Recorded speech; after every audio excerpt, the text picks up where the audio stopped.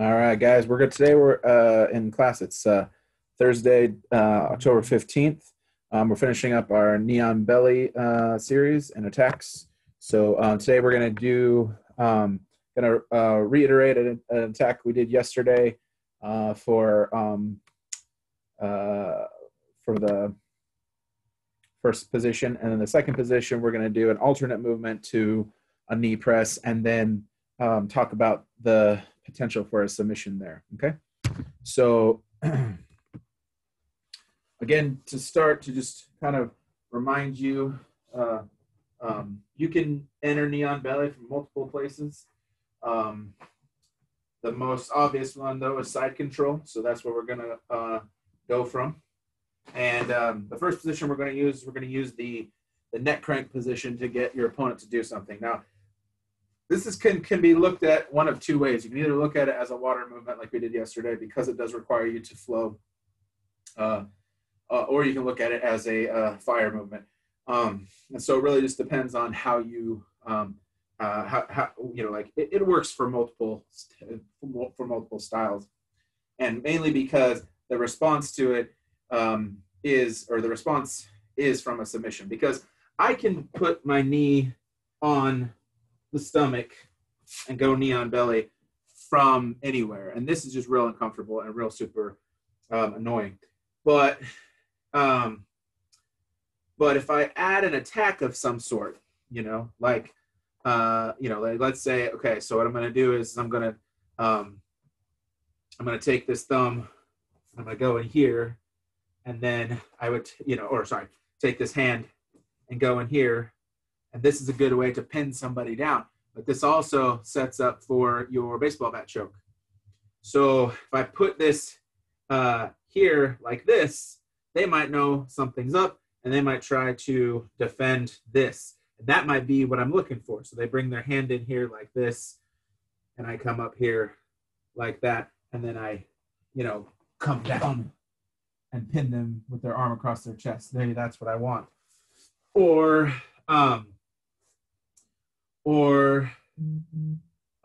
they're not the smartest, and they put so maybe like they're focusing down here, and you grab behind their head and pull this up, and that's your neck crank there, and that gets them to react in a different way. So using the Neon Belly to set up the attack, instead of using it as a transition point, is actually the heart of fire. So Neon Belly can almost be considered a fire position in and of itself just because of that. But in this case, we're just looking at it as, we've got the neck crank available there. All right. So again, we could go from head to head and pull up.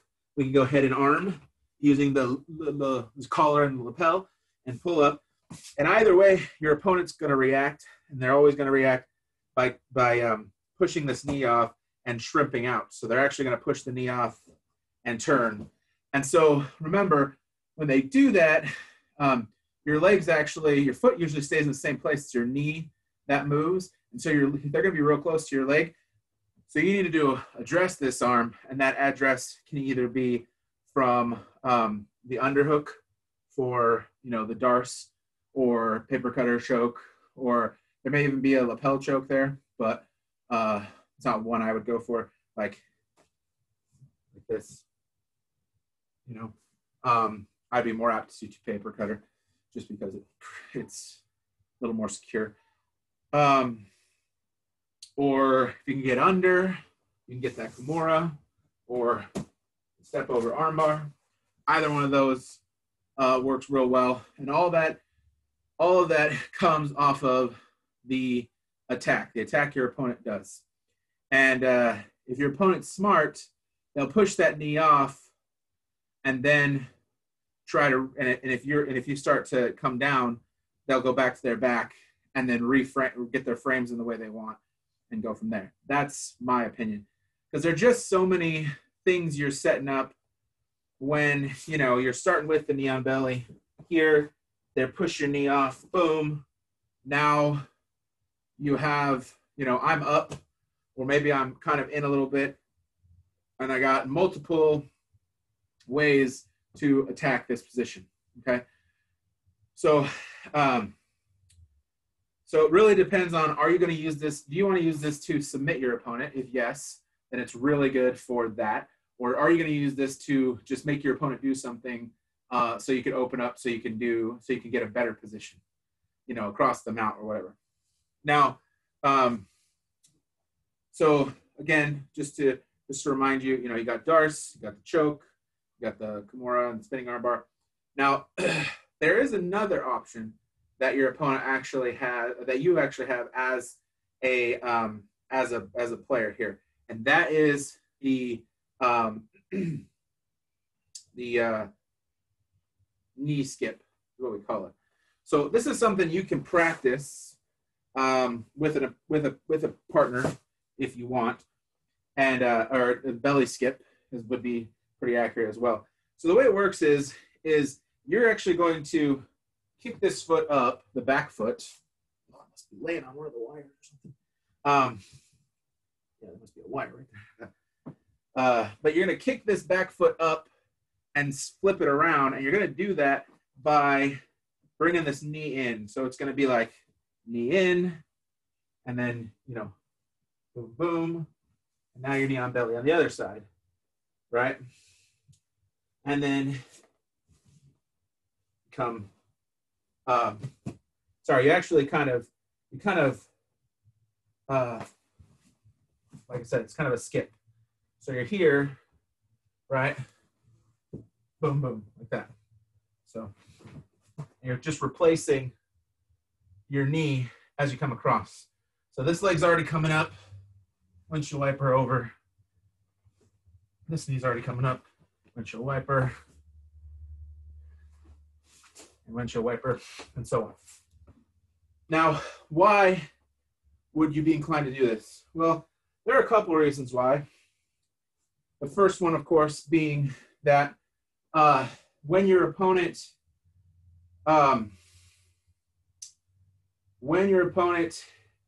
knows something like this is coming, maybe set it up backwards. You know what I mean? Like, you can't baseball bat choke from one side if your hands aren't set up correctly. So let's say instead of setting this up this way, right, you go in on this side. So you go here like that. You go inside here like this. You're backwards. So you're going to belly skip. Boom, boom. Now you're set up correctly. See? So this is an air move because you are floating on top of your opponent. You've got that space you've created, and you are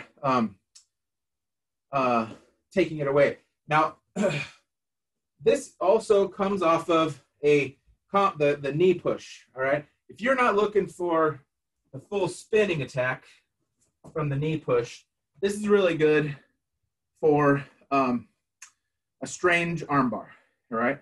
So here's how this might work. So your opponent, he goes to push you off, right? He puts his knee right here. And so you sort of start to let him. And when he does that, you actually, so he's going to be turning. So you actually flip that leg over, right? And do your belly skip. And they're going to be somewhat on their side like this. So now you're here, see? So now I'm more on their hip. This can happen too. You can do a knee on the hip. And with your knee on the hip like this, you're already real close to this armbar, right? So I'm gonna get myself backwards room here so I can fall backwards. Mm-hmm. But like, if I skip over and I'm here, well, I can take this arm like this, and I can grab the pants like this, come back, and go this way with it, Now I've got this arm here off to the side. See? So, and I've got the pants because I'm real close to the bottom. So this is another sort of trickier armbar to set up. And this also works, well, that's when it works. So when your opponent is trying to push you off, you skip. And the skip may even be like you get your foot over, and while he's pushing, you're rotating. Okay, so this is very fluid. This requires a lot of timing on your part, and I'll try to do my best to show this timing. But it's totally possible to end up there. All right, you might be thinking, how is that possible? So think of it like this. I'm knee on belly, like this, and you go to push my knee off. I feel that push, and you start to turn. If I immediately flip this foot over, and you start to, and you push that knee, so you're pushing that knee, and I'm here, right? Then I can go, and I can just kick this foot back, right? Do my belly skip, and come out. Now, obviously, that wasn't very graceful on my part because, again, it's not really a move I like. And part of the reason is because if you don't do the belly skip correctly, your feet hang in the pocket. And if you get a good guy who can get his knees up, both knees up, pinch that leg, you're now in quarter guard, right? So if you notice, when I do this, right? When I do this, I have to lean real far forward, and then my foot doesn't quite make it where I want it to. If I'm not really careful with this, when I do it, my foot ends up here, the knee comes up and catches my foot. And then if I try to skip over, well, that's not going to happen. I can maybe use that to open that up, but you have to be kind of careful with this move, and you have to have a good flexibility and curl in your hamstrings. See, when I hamstring curl, right, I've got strong hamstrings, but only to a certain point. Right here, my hamstrings and calves kind of bump into each other. Can I sit back? Sure. I'm using my weight to push everything out of the way. And it would be nice if I could get my curl up to this point, right? If I can use my hamstrings to curl my feet up to this point, it'd be real easy for me to make a point using my knees, right? If I can get this.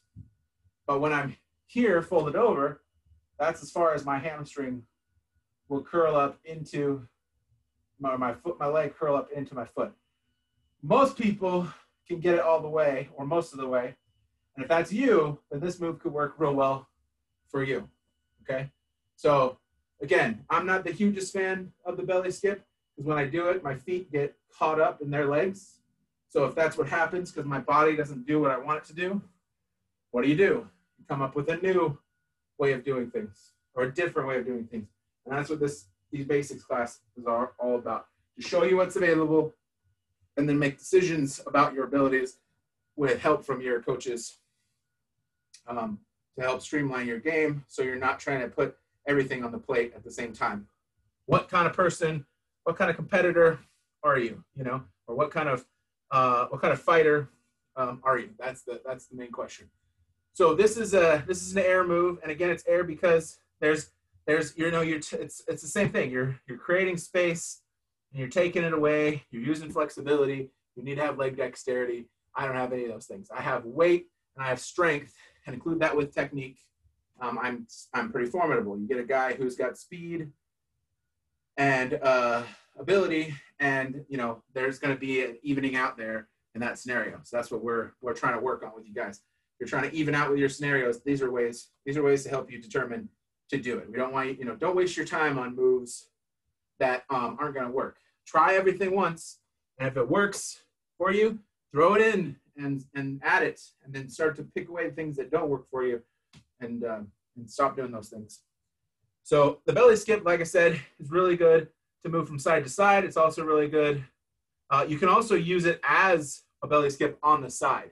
So if you got a smaller guy who has a smaller waist and they're already on their side like this, instead of staying up here, you can actually go to knee on hip like this. So they're turned to the side, and instead of letting them take their leg like this, their hips are turned, because I mean, controlling the hips can be difficult at times. So boom, I'm knee on hip, right? So instead of knee on belly, I'm knee on hip. And then the same thing works knee on hip. So I start to bring, I'm pressing down on them. I bring this knee over. I bring this knee over. And they're here. And if I'm knee on back, probably can't see from there. If I'm knee on hip on this side, that's really powerful, right? Because I can sort of, if I push down and back, I can keep them from going up to their knees. And if they try to come toward me, I can drive back into them and find that sweet spot. And then I can go for my arm bar. So I can actually, if I can hook this arm, right, like this, then I'm pulling their upper body toward me, and I'm using my knee to push their lower body away. And I can hold this here like this, and grab those pants, come around the leg, and arm bar, just like that. Okay? So, besides, I'm going to show this, besides the, besides the hitchhiker escape, which only really works well in that position. So in the knee is behind the head, or behind the body here, and then the foot is over the head. The hitchhiker escape works real well.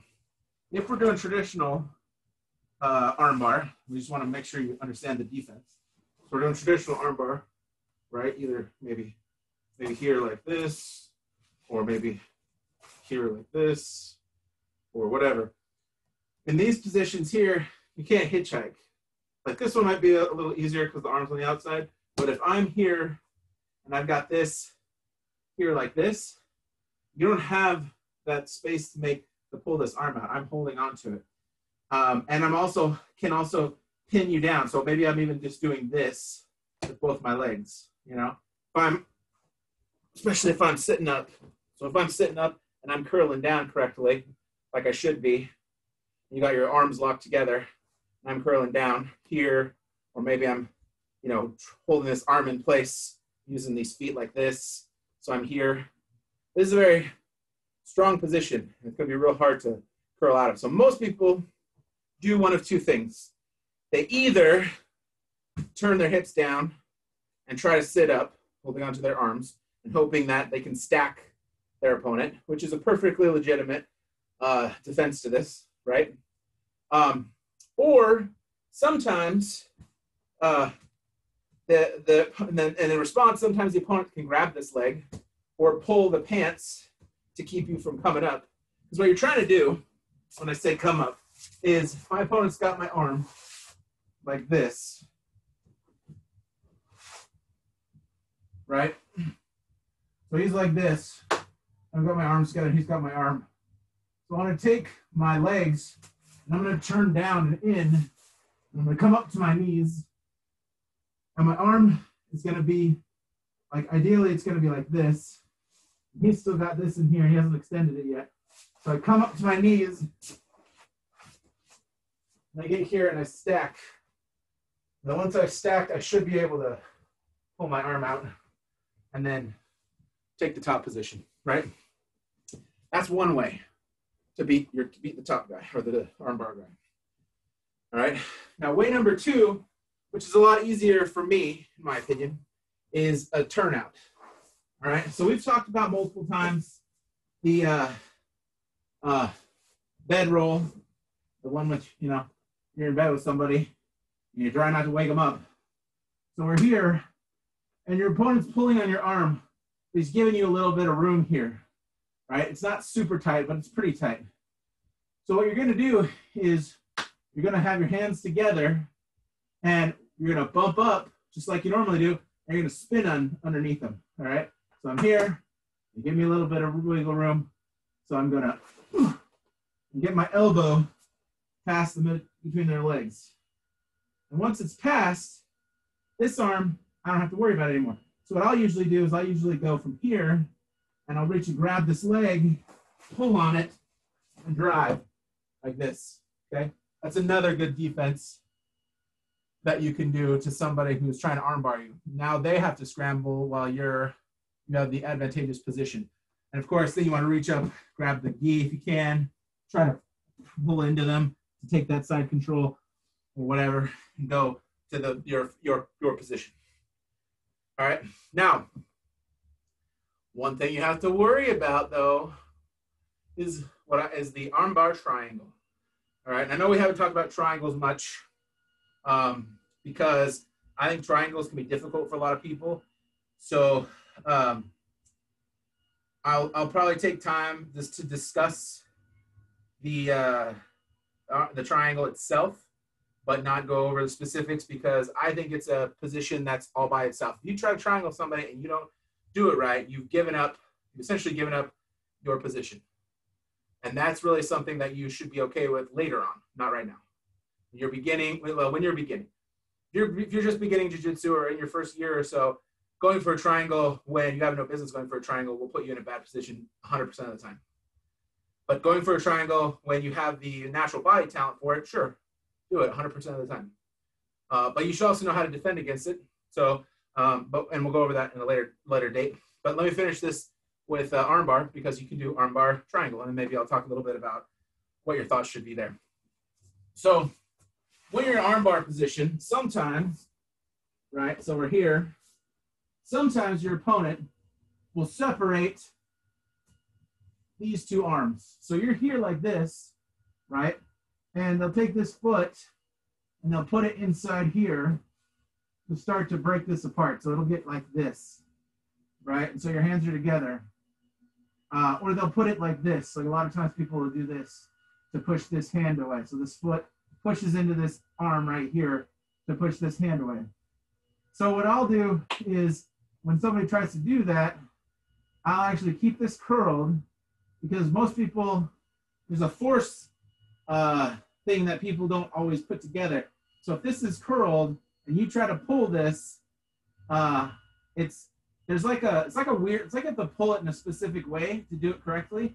And if you're just trying to separate my arms, generally you're not trying to armbar me at the same time. Usually that comes afterwards. So what I'll do is I'll make a grand sweeping gesture. So I won't let them pop this off. What I'll do is I'll let them put here like this. And when they press and press and press. When I feel like I'm about to slip, I actually let this arm go and swing around and re-grab over like this. So now their foot's trapped on this side. I've almost got a hold of it basically. And then I use this hand to keep this arm in place, okay? So one more time. So I'm here like this. They go inside to push that arm off. So as they do that, I wait, boom. I let it out. I come around and grab. The danger here, this is what most people don't realize is the danger, is that there's a triangle right here, okay?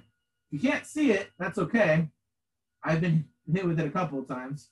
But when I try to come up, like let's say the person I'm on is like loosens up a little bit, and I go, oh, they go like this, and I go, oh, I can come up a little bit. Well, that's exactly what they want me to do, because the minute this head goes here, right, my head's now out, my arm's on one side, my head's on the other, they just keep pulling me up, and boom, there's your triangle, right?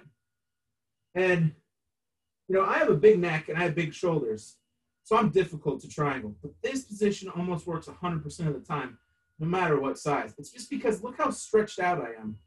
Look how stretched out my arm is. My arm's not in tight to my body. It's out here like this. And if I let this arm get here while I'm trying to come up, you can just throw that leg back over and armbar me because the arm's way out here. So I'm usually trying to keep these hands together. And when I do, guess where my hand ends up?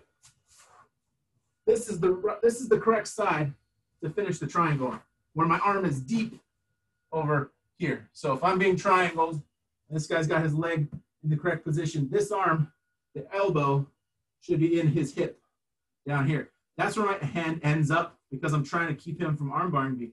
I'm in a very dangerous position in that way. So what I do in that position is I actually just drive my head to the mat as hard as I can. So if I get to that position, and the legs through, my hands are together, I'm not going to try to come up. I'm not going to try to turn, because the minute I give him any space right here behind my head, his leg goes there, and it's all but done. It's very difficult to get out of, because once my head's there, if I let this arm go to try to defend, right, now he just switches back to the arm bar because my arm's straight. Okay, so let's see if I can kind of show that using Bob here.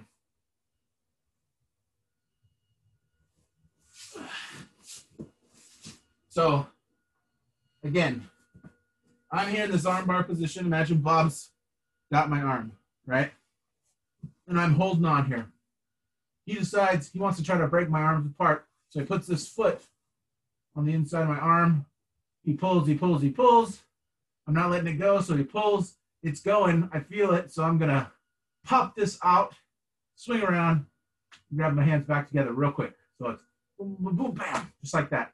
You know, I want to clear this. I can't, if I try to just go straight down, the foot's going to catch my arm, and that's going to give him a couple of seconds to finish the arm. So I don't want that. I want to get this arm all the way out. The other thing people can do if this arm doesn't work is they can actually bring this foot in, and then they'll scissor your arm like this. So see how that foot, they cross the feet and scissor the arm? If they do that, and they got that arm trapped correctly, and you try to pull away, go around, it's going to be difficult. So when they go for that one foot, you know, when they go here, know that this should be as far as they should get. So we're here, going there, hands are together. He's trying to armbar me. I'm going to go flam, flam, and come around, and now I'm here. All right. Now, if I lift my head up at all, the person's going to drop this leg. The person's going to drop this leg down. And if I lift my head up at all, his leg's just going to come straight right behind my head like this. I get that leg straight like this. Now I'm pretty much finished. If I let this arm go, because maybe I'm trying to like attack this, the full arm bar isn't there, but he can slide that leg out the side. Even if I'm pushing on it like this, he can slide it out that way like this. And then now my arm's right here, and I'm done, right? So what do I do? What do I do? Personally, if my head is here like this, and I'm still clasped, I really need to try to get my head back to the mat. But the first thing I am going to do is if they open their leg like this is an invitation. This is like, hey, come up on me. I dare you. And when you do, you're done. So you can't take this bait. You can't let this leg opening like this give you that opportunity. You need to keep these hands together. And the great thing too is if this person, and there's another thing that people do also to break this apart. They also will come over the top like this. All right. This is a dangerous scenario too because there is an arm crush right here. If he gets his legs together like this and my arm's inside like this, he's gonna crush my bicep. And if he does it right, it's gonna be a really painful or I'm gonna tap. Those are my two options, right? So when your opponent does the same thing, when they come over your hand, so I'm here, and they come over the hand like this instead of inside, I need to know, oh, he can set up an arm crush from there. So again, what I'm going to do in that scenario is I'm actually going to pull my arm out and then re-grab that way, okay? It's all the same kind of idea. You want to re-grab. The more times he tries, the more you're going to have to re-grab. If you're too tight, it's not going to be difficult. You need to be real fluid with your movements. So we're here like this, and then boom, he takes, he comes over the top with this, and now we're here like this. Same position as we were before with the triangle, but now instead of pushing the arms out, you're going actually for the kill over the arm. Okay, so we're here, we're like this, and he goes, okay, I'm going to open this up. your head should be plastered to the mat. He's going to reach down. He's going to be sitting up. He's going to reach down for your head, try to pull it up. You need to keep this down here. Okay? You need to keep this down here. Now, the other thing you have to worry about, though, is that if his head doesn't come up, he can actually take this foot. This is why arm bar is a real complicated position. He can take this foot and put it here next to my neck, like this, and then put this back over. And when he extends, see, my face is turned away. I can't turn in. So he's actually going to push my face away, which is going to pull my shoulder away, and eventually that arm's just going to pop out. All right?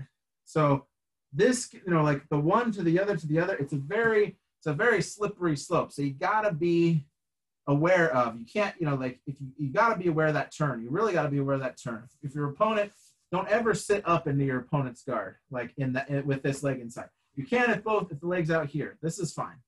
But the leg's in here, you're done. So that's why I always do the rotation, the spin. So I sort of pull and I pull until he loosens up a little bit. And then when he does, boom, my elbow goes to the mat, and it's done.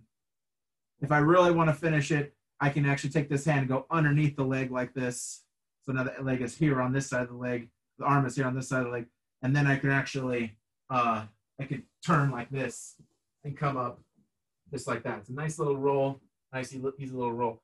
That's, so I know there's a lot to that, but you really have to be aware of the potential progress of the arm bar.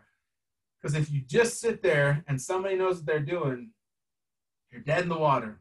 So you got to think about the process, try to learn the process and understand it. And I understand it, even if I can't do it all. I have a different tact when I go to the arm bar. I actually use a Kimura control. Helps a lot in this kind of position. But am I trying to arm bar? Not really. Will you try to arm bar? Sure. It can be your last line of defense or last line of attack. You're in a competition, you're down or whatever, you got 30 seconds left, throw that arm bar and see what happens. So, all right, everybody. Thank you for watching this week, Neon Belly stuff. Next week, we will be doing mount. So we're doing mount bottom escapes and ideas behind that. And lots of attacks that we can do for mount as well. So have a good rest of your week and weekend, and see you guys next week.